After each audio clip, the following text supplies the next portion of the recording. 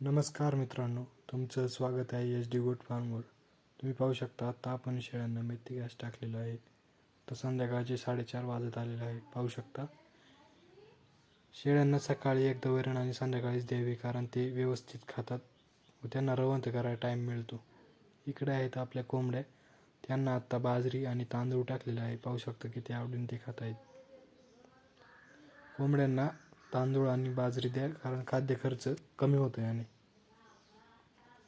पाहू शकता किती आवडीने खात आहेत.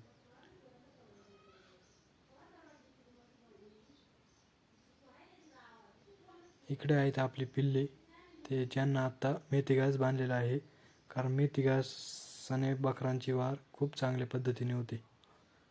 पाहू शकता किती आवडीने मेथी घास खात आहेत. पाहू शकता पिल्ले खूप सुंदर झालेले आहेत यावेळेस. इकडे आपले सर्व शेड वगैरे आहे. पाहू शकता बरेच जण विचारत होते की शेड किती मोठे आहे. पाहू शकता पॅक बंद शेड तिकडे आहे आणि ओपन शेड इकडे बाहेर त्यांना फिरण्यासाठी आहे. इकडे आहे मेथी घास. पाहू शकता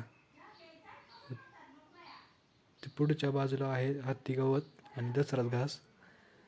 इकडे मेथी घास आहे. मेथी घास 4 ते 5 गुंठे आहे व हत्ती गवत 5 ते 6 गुंठे आहे. पाहू शकता इकडे आहे आपलं हत्ती गवत. पाहू शकता किती मोठे झालेले आहे आणि ही सुपर नेपिर आहे.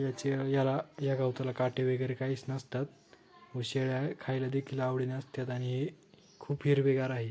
पाहू शकता त्याची हाईट किती वाढलेली आहे, 5 ते 6 फुटाच्या वर गेलेलं आहे. पाहू शकता हे महिन्यातून एकदा तरी याची कापणी येते. हिवाळ्याच्या दिवसामध्ये हे थोडं कमी वाढ होते. धन्यवाद.